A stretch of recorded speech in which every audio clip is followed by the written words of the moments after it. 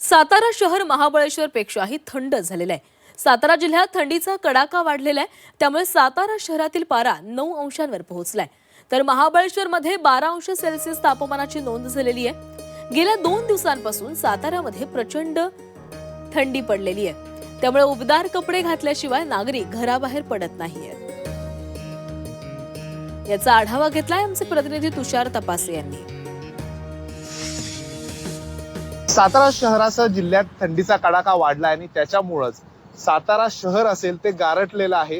साताऱ्यामध्ये जवळजवळ पारा हा 9 अंशावर खाली आलेला आहे। त्यामुळेच स्वेटर असेल, कानटोपी असेल किंवा उबदार कपडे असतील ते घातल्याशिवाय लोकांना बाहेर पडता येत नाहीये।